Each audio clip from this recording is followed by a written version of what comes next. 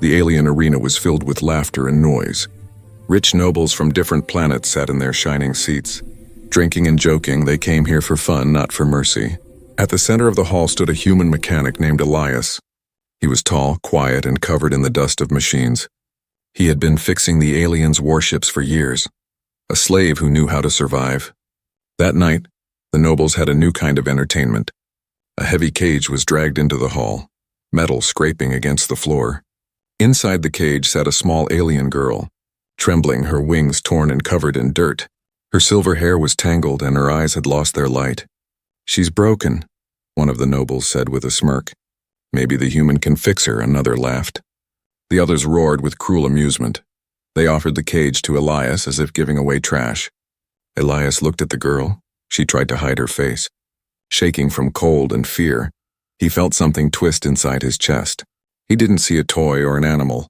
He saw a person. "What do you want me to do with her?" he asked quietly. The nobles laughed louder. "Do whatever you like," one said. "She's useless anyway." Then they turned away, bored, already calling for more drinks. The guards unlocked the cage and shoved the girl toward Elias. She fell to the ground, too weak to stand. Elias caught her before she hit the floor. Her skin was cold like metal, her body thin like she hadn't eaten in days. She tried to push him away, whispering something in her alien language. He didn't understand her words, but he understood her fear. He took her to his small workshop behind the arena. The place smelled of oil, smoke, and metal. There was only one bed. His tools were scattered everywhere. He laid her on a blanket near the heater. She didn't look at him, just stared at the floor with wide, empty eyes. Elias sighed, sitting down beside her. He remembered when he was new to this planet, hungry, scared, and alone. Maybe that's why he couldn't walk away from her. He brought her a small piece of bread. Her hands didn't move. He broke the bread in half and ate a piece himself. Then he placed the rest near her fingers. Minutes passed before she slowly picked it up and took a tiny bite. Elias smiled, and it wasn't much, but it was a start. Outside, the aliens continued to laugh and play.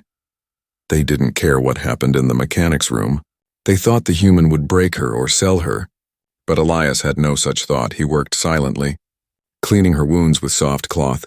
Every time he touched her, she flinched and whispered something like an apology. He said nothing, only nodded and kept working. The silence between them was heavy but gentle. Later that night, she finally spoke, her voice soft like a broken instrument. "Why?" she asked. Elias looked up, confused. "Why what? Why not hurt?" She said, her words slow, her accent strange. He blinked, then gave a small smile. "Because I'm not like them," he said. She looked at him for the first time, really looked. Her eyes were strange, silver with gold lines, and they seemed to search his soul. She didn't speak again, but something in her gaze changed. Maybe a small spark of trust, or maybe only surprise. He covered her with a rough blanket and turned off the main lights. In the dim glow of the heater, her wings shimmered faintly. They were once beautiful, and he could tell. Now they were torn, bones showing beneath the feathers. He wondered what kind of pain she had faced, and why these powerful aliens enjoyed destroying their own kind. As Elias sat by the heater, he heard faint humming. The girl was singing something under her breath. It was almost like a lullaby. The sound was weak, broken, but beautiful. Like light coming through cracks. He didn't understand the words, but he felt warmth spreading through the cold room. His eyelids grew heavy. When he opened them again, she was asleep. Her small body curled like a child. Outside, thunder rolled across the alien sky. Elias watched the cage sitting in the corner. Still open, he whispered to himself, "You're not a gift, little one. You're a life worth saving." The words hung in the air like a promise. A strange feeling rose inside him, something he hadn't felt in years. Hope he didn't know what tomorrow would bring. Maybe the nobles would come to take her back. Maybe he'd be punished for showing kindness. But as he watched her sleep peacefully for the first time, he knew one thing: he wouldn't let them break her again. No matter what it cost, and somewhere, deep in that broken alien girl's heart, a spark began to glow. A spark that would one day change both their worlds. Morning came quietly on the alien world. The red sun rose through the smoke-filled sky, shining weak light over the mechanic's workshop. Elias woke up on the cold floor, his back aching but his mind alert. He turned his head toward the corner. The alien girl was still there, sleeping under the rough blanket.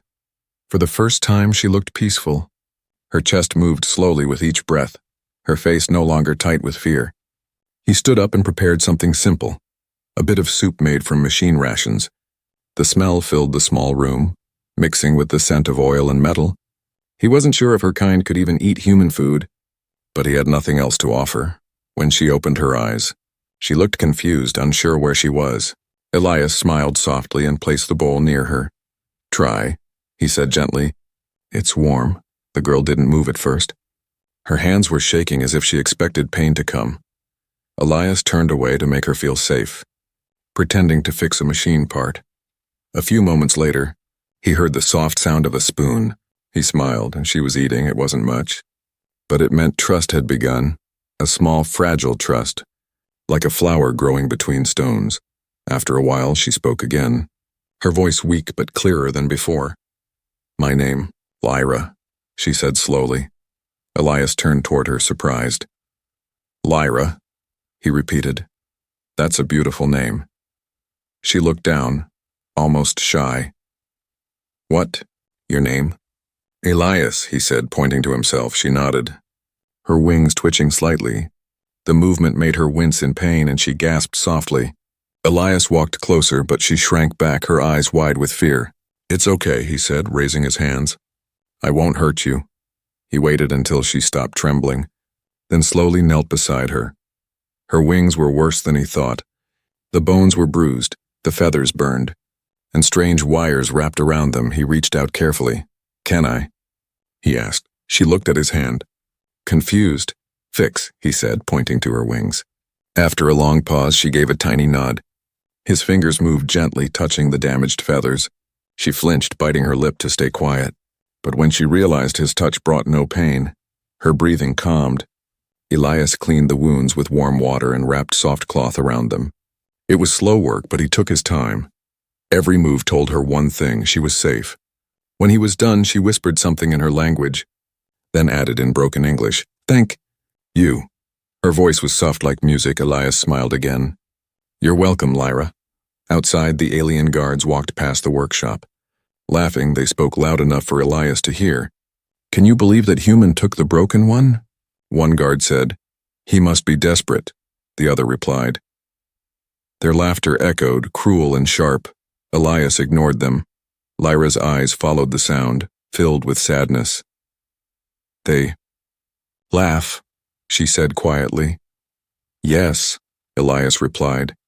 "They don't understand kindness." She stared at him for a moment, then whispered, "You, different." He looked at her and said softly, "Maybe that's why I'm still alive." The day passed slowly. Lyra sat by the heater while Elias repaired broken tools. She watched him with quiet curiosity.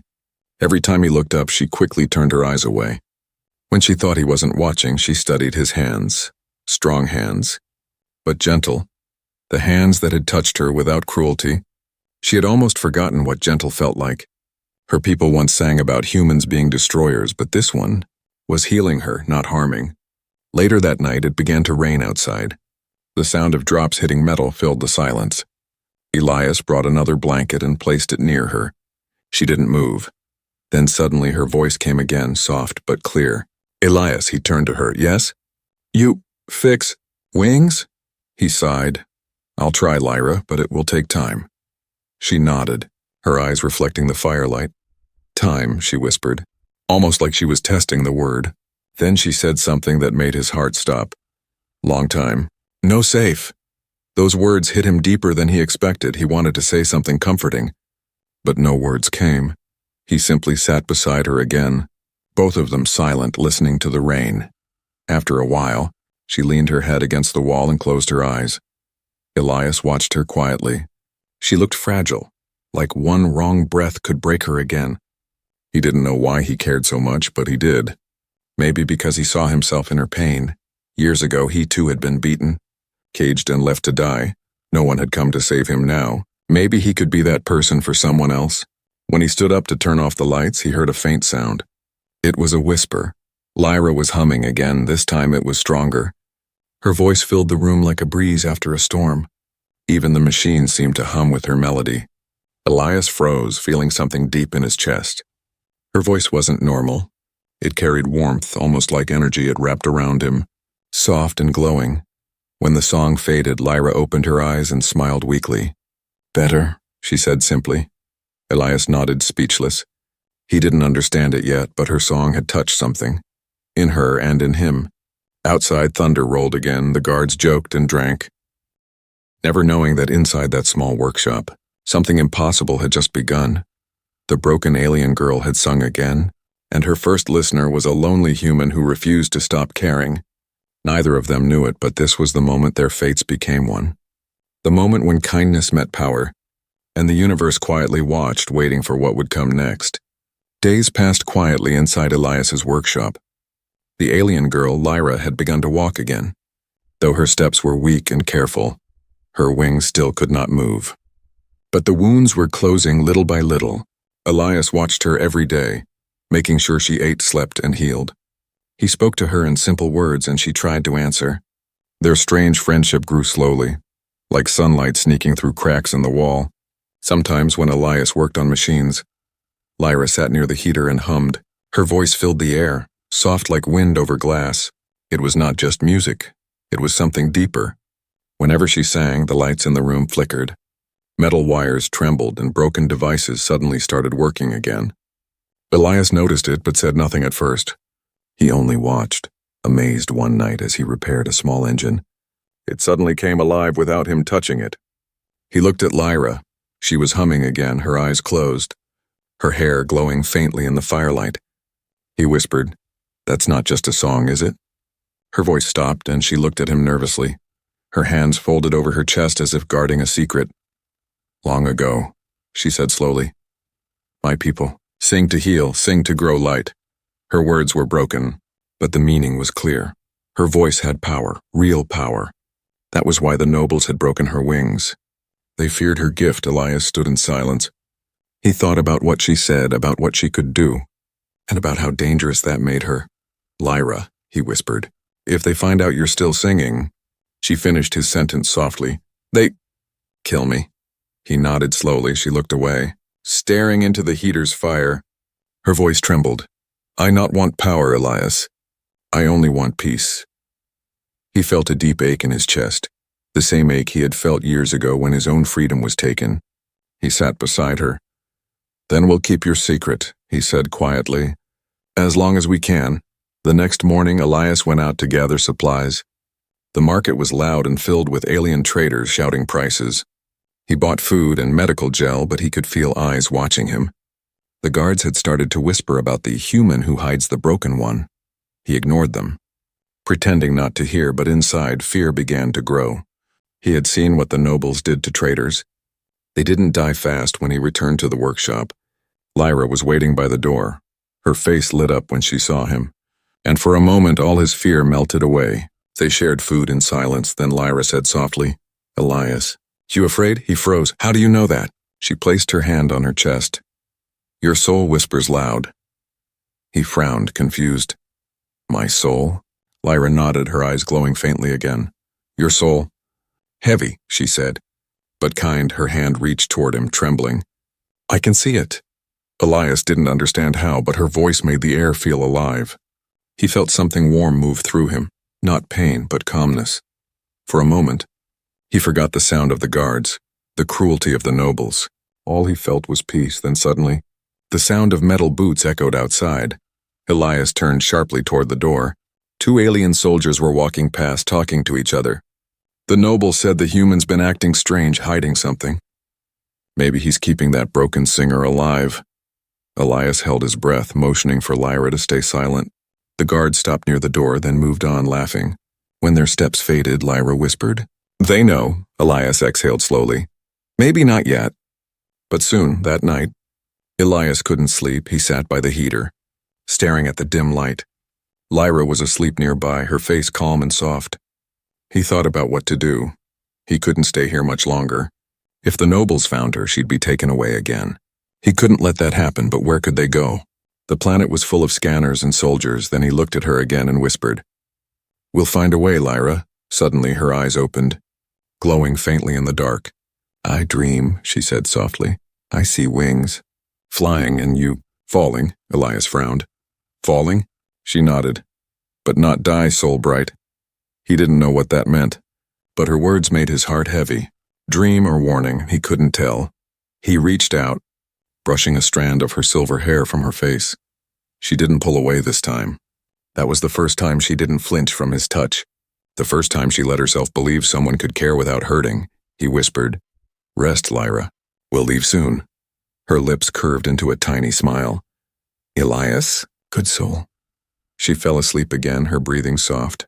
Elias leaned back, closing his eyes. The room was quiet except for the faint hum of her energy. Machines around them glowed faintly. He didn't know it yet, but Lyra's power was waking up again, and the energy she released that night was felt far beyond the workshop. In the noble towers, sensors blinked red. The officials stared at the readings. "Impossible," one said. "The singer is alive." Orders were sent immediately. Find her and kill whoever hides her. Elias and Lyra didn't know that death was already walking their way. They only knew the calm before the storm, the calm born from one human's kindness and one alien girl's whisper, a whisper strong enough to awaken the soul of a dying world. The morning sky turned red as sirens echoed across the alien city. Elias woke up to the sound of alarms and loudspeakers. Outside his workshop, alien patrol ships were flying low, scanning the streets with bright beams of light. He rushed to the window and saw soldiers marching, carrying banners of the High Council. Something was wrong, deeply wrong. Then he heard it. A voice on the intercom, cold and official. "Attention, citizens. The traitor human Elias is hiding a forbidden creature. Report immediately if seen." His blood turned cold. They knew Lyra stood behind him, still half asleep. Confusion in her eyes. "Elias?" she whispered. He turned quickly, placing a finger to his lips. "Quiet, Lyra. They're coming." Outside, footsteps drew closer, metal boots striking against the street. The soldiers were checking every door, every shadow. Elias's heart pounded like thunder. He grabbed a small bag of tools, food and a data pad. "Come on," he whispered. "We have to go." Lyra tried to stand, but her weak wings dragged behind her. Elias wrapped her in an old cloak to hide them. "You must stay close to me," he said. She nodded. Though fear flickered in her eyes, together, they moved through the back door, stepping into the narrow alley behind the workshop.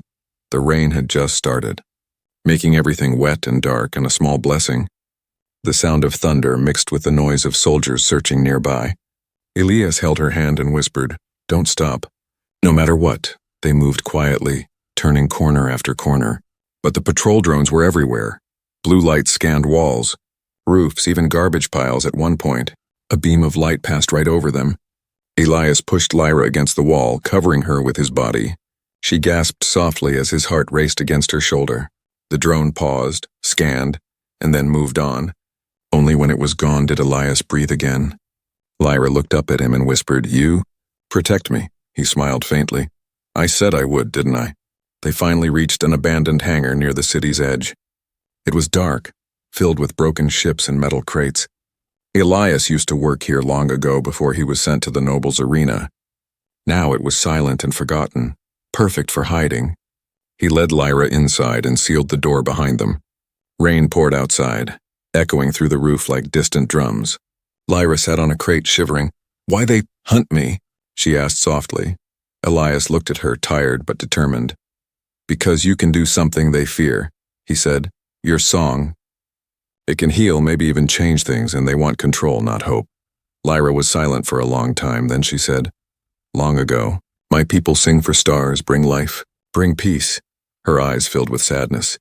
Then war came, songs forbidden, singers killed. She looked at Elias, her voice trembling. "I am last." Elias's chest tightened. He knelt in front of her and placed a hand over her trembling fingers. "Then they'll have to go through me to finish their war." Lyra blinked, her lips parting in shock. No one had ever said something like that for her before. Her eyes glowed faintly, a single tear falling down her cheek. Hours passed as thunder rolled across the sky.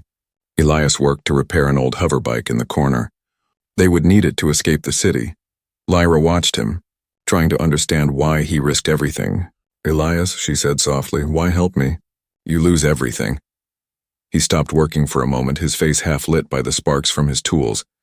"I already lost everything once," he said quietly.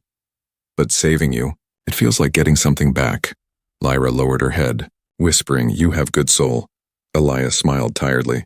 "Maybe, or maybe I'm just stubborn." Suddenly, a loud crash came from outside. The hangar door shook as someone tried to break it open. Elias grabbed his wrench and motioned for Lyra to hide. She slipped behind the broken ship, wrapping herself in shadows. The door burst open with a metallic scream. 3 alien soldiers stepped inside, their armor glowing blue. "Search everything," the leader said. "The human is here." Elias stayed still, his heart racing. The soldiers spread out, shining flashlights into every corner. One of them came close to Lyra's hiding spot. She held her breath, her hands shaking. The soldier's light passed inches from her face. At that moment, the hoverbike suddenly came alive. Roaring loudly, the soldiers turned toward it, shouting. Elias used the distraction, hitting the nearest one with a heavy pipe. The alien fell, sparks flying from his armor. The others fired their blasters, missing in the chaos. Elias grabbed Lyra's hand, shouting, "Run!" They rushed out through the back wall where the storm had broken part of the structure. Rain hit their faces as they ran into the night. Blaster shots burned through the air behind them. Lighting up the darkness, Lyra stumbled, and Elias caught her again. Her cloak tore, revealing her damaged wings.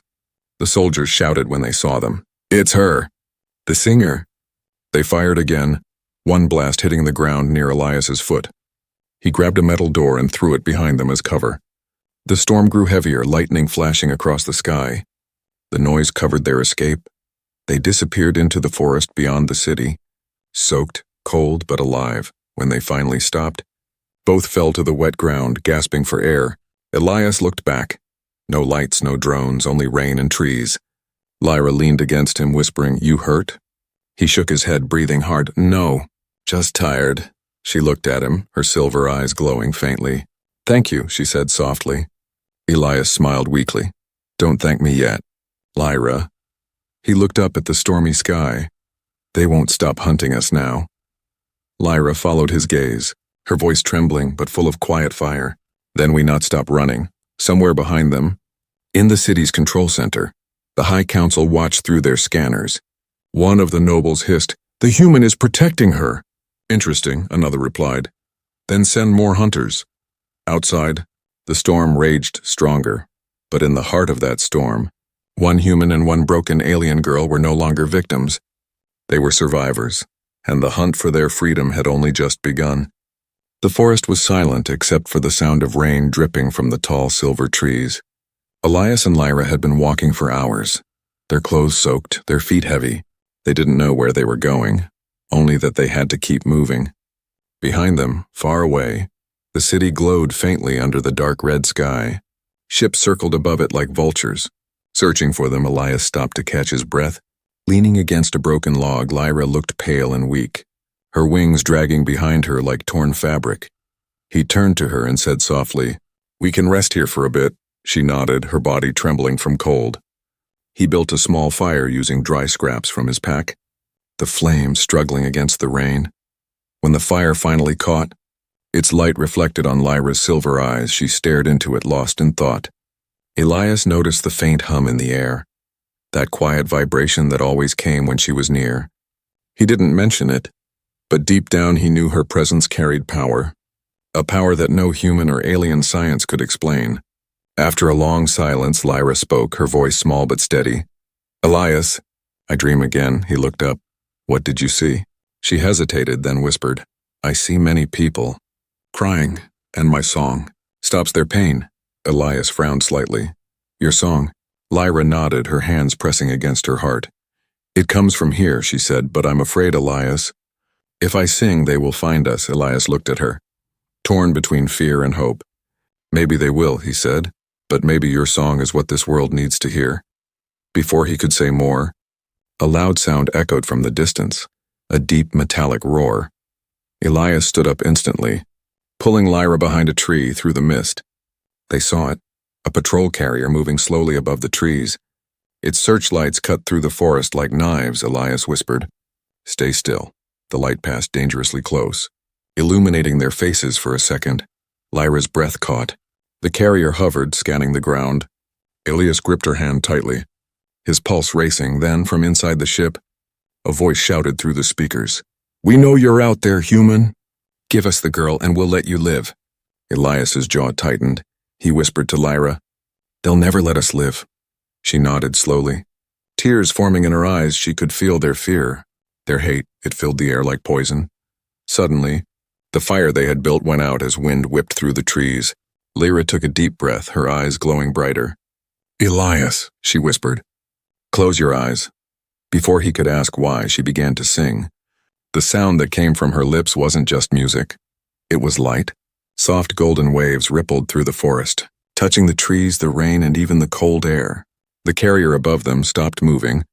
Its engines flickering, the soldiers inside shouted, "What's happening?" The scanners failed. The lights went dark, and every electronic signal in the area went silent. Lyra's voice grew stronger, deeper, more powerful. It carried warmth and sorrow, beauty and pain, all in one breath. Elias could feel it inside him, like a heartbeat that wasn't his own. He opened his eyes slightly, and what he saw stole his breath. The forest glowed. Every raindrop shone like a tiny star floating in the air. The trees bent gently toward Lyra as if bowing. Her wings unfolded fully for the first time, no longer broken but radiant, alive. Feathers of light spread around her, shimmering with every note. Elias fell to his knees, unable to look away. She wasn't a prisoner anymore. She was something holy, something pure, the last singer of her kind.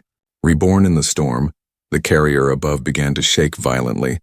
Its power systems overloaded, alarms blaring inside. Soldiers screamed as the ship lost control and crashed into the forest miles away. Elias covered his head as the ground trembled. When he looked back at Lyra, she was still singing. But now her song had changed, and it was no longer soft. It was defiant, a song of freedom, of life. It spread across the land, reaching villages, mines, and even the noble towers everywhere it touched. People stopped and listened. Some cried, some fell to their knees, and some simply closed their eyes, feeling peace for the first time, far away in the capital. The High Council felt it too. Their walls shook. Their machines malfunctioned. One of the nobles shouted, "Shut it down! Shut it down!" But there was no machine that could silence a soul. Lyra's song moved through the air like light through water. Unstoppable. It reached the Emperor's tower. Even he stood frozen, his hand shaking. "What is this?" he whispered. An advisor whispered in terror. "It's the girl, the last singer. She's alive." Back in the forest, Lyra finally stopped. Her wings folded back and she collapsed into Elias's arms. He caught her, his heart racing. "Lyra, hey, stay with me." She smiled weakly, her eyes glowing faintly. "They heard," she whispered. "The world heard." Elias held her close, whispering, "You did it, Lyra. You changed everything." But deep inside, he knew what her power had cost. The Empire would not stay silent now. Her song had woken something ancient, something dangerous, and soon, the real war would begin. That night, as the rain stopped and the sky cleared, Elias looked up and saw the stars shining brighter than ever before. He whispered to the sleeping Lyra, "You shook the Empire." "Little one," he smiled softly. "But now, we must survive what comes next." And far above them, the first wave of warships began to move, their engines burning bright against the night sky. The Empire was coming, and neither Elias nor Lyra could ever go back. The stars above the forest still trembled from the echoes of Lyra's song. Her voice had reached across the Empire, waking hearts and shaking towers. But the peace that followed was short. Elias knew it the moment the sky lit up again. This time not with light, but with fire. Dozens of warships cut through the clouds, their engines howling like beasts. The Empire had answered her song, and they were coming. Elias carried Lyra through the forest, her body weak and burning with fever. Her wings had dimmed, the glow fading like dying embers. She had given too much. He could feel her heartbeat slowing as he whispered, "Hold on, Lyra, please." She opened her eyes slightly, her voice barely a breath. They heard the song. They must choose now, light or shadow. Elias shook his head, his throat tight. "Forget them. Just stay alive," he said, but deep inside, he knew her fate was tied to that song. The Empire would never stop until she was gone. They reached an ancient ruin hidden beneath giant trees. It was one of the old temples of Lyra's people, built long before humans ever came here. Stone walls covered in glowing symbols surrounded them. The place felt alive, humming with quiet energy. Elias laid Lyra on a smooth stone near the center. "This place," she whispered weakly. "It remembers the songs." Elias looked around, confused. "What do you mean?" She smiled faintly. "Here. Music never dies outside." Thunder rolled again, but it wasn't from the sky. It was the sound of approaching troops. Hundreds of soldiers marched through the forest, led by the High Council's Crimson Guards. Their leader, a tall alien commander with silver armor, raised his weapon and spoke into his comm. "Target found, prepare to purge the area." Drones rose into the air. Scanning the ruins, Elias saw the lights flickering through the cracks in the walls. They were surrounded. He checked his blaster. Half battery, 1 shot left. He took a deep breath and whispered to himself, "One last fight." Lyra stirred, sensing his fear. "No, Elias," she said softly.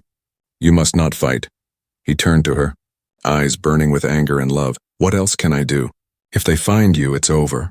Her hand reached for his, trembling. "Listen, when I sing again, run." He shook his head. "No." Her eyes shimmered with tears. "Please. My song will protect, but you must live." Elias clenched his jaw, shaking his head again.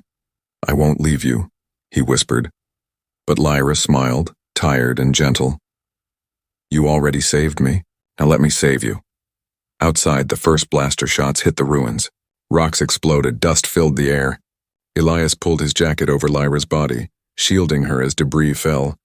The soldiers advanced, firing in bursts. Then, the ground began to glow beneath Lyra. Ancient symbols lit up one by one. Forming a circle of golden light, Elias stepped back in shock. Lyra sat up slowly, her eyes glowing again. Brighter than before, her voice rose. Weak at first. Then stronger, the melody filled the temple, vibrating through the air like a heartbeat.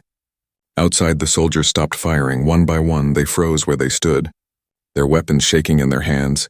The light from Lyra's song reached them. Some fell to their knees, some dropped their guns, but others fought against it, screaming as their armor cracked. Elias watched in awe and horror. Her song wasn't just healing anymore. It was choosing. Those with hate in their hearts burned. Those with guilt or sorrow wept and fell in silence. The commander staggered forward, shouting, "Stop her! She'll destroy us all." He raised his weapon and fired. The beam of red light shot across the air. Elias moved without thinking. He threw himself in front of Lyra. The blast hit his shoulder and sent him crashing to the ground. Lyra screamed, her song breaking for a moment. She crawled toward him, her hands shaking. Blood stained his shirt, but he still smiled. "Told you," he whispered weakly. "I'm not leaving you." She placed her hands over his wound.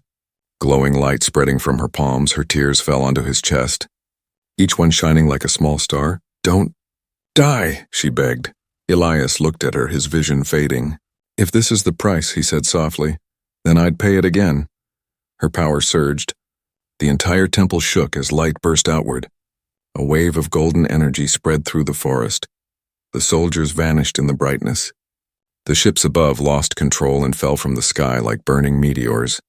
The commander's last scream was lost in the roar of wind and light. Then silence.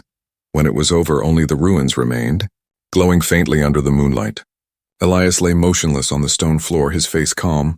Lyra knelt beside him, her wings spread wide, glowing brighter than ever before. Her voice trembled as she whispered, "You gave your life for mine." She pressed her forehead to his chest. "You saved me. Now I save you." She began to sing one last time. Her song was soft, filled with sorrow and love. It wrapped around his body like light, pulling him into warmth. Her feathers turned white, her form fading into pure energy. The ruins trembled again, then went quiet when the light faded. Only one figure remained, Elias, lying still but breathing. In his hand was a glowing crystal shaped like a tear. Lyra was gone, but her song lingered in the air, a whisper in the wind. Soft and eternal, far above, the sky cleared, and the stars shone brighter than before. The warships had fallen. The forest was silent. Elias opened his eyes slowly, whispering, "Lyra?" A faint voice answered, not from his ears but from his heart. "I am here. Always." He looked up at the stars and smiled through the pain. The price of freedom had been high, but her soul was free. And somewhere in that vast sky, her light still sang. The first light of dawn spread softly over the forest. The ruins stood quiet, broken, and covered in mist. Smoke still rose from the fallen ships far away. The war that had shaken the empire was over. But inside the temple, a deeper silence lived, the kind that came after both victory and loss. Elias opened his eyes slowly, his breath shaky. For a moment, he didn't know where he was. All he saw was the faint golden glow that lingered in the air. It was warm, gentle, like sunlight trapped inside the stones. Then his memory returned. The battle, the blast, Lyra's song, her tears, her light.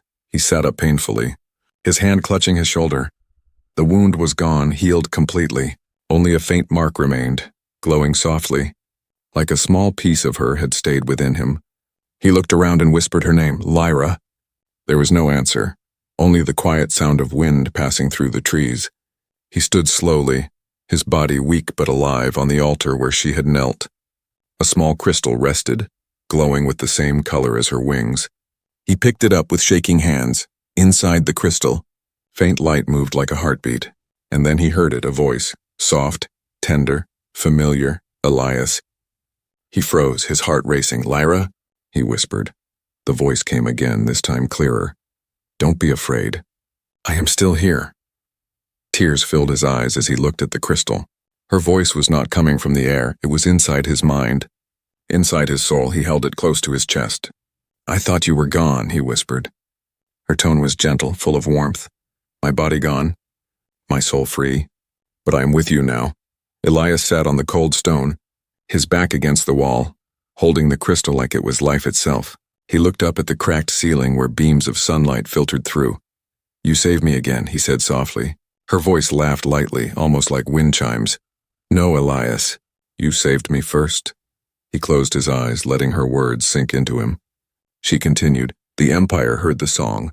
The people remember now they will rise not in hate, but in light, he whispered. And what about you? There was silence for a long time before she said, when hearts sing again, I will be there. In every voice, in every spark of kindness. Days turned into weeks. Elias buried the dead soldiers outside the ruins. He fixed what he could, tended to the forest, and watched the sky. The Empire had fallen quiet. No more ships, no more orders. Rumors spread of the human guardian and the spirit singer who ended the war. He never told anyone the truth. He didn't need to every night when the stars came out. He would sit by the ruins and hold the crystal. And every night, her voice would whisper to him, not always words. Sometimes just a song. It calmed him, gave him purpose. He wasn't alone one evening. As the twin suns set beyond the horizon, Elias walked to the river nearby. The water reflected the sky, pink, gold, and endless. He placed the crystal gently in his palm. Lyra, he said softly, they will need you again one day, her voice answered. And when they do, you will help them find me. He smiled faintly. Always. He stared at the water and saw something move in the reflection, a faint shimmer of wings. For a second, he thought he saw her standing there. Glowing softly, smiling at him, he blinked. And she was gone, only ripples remained.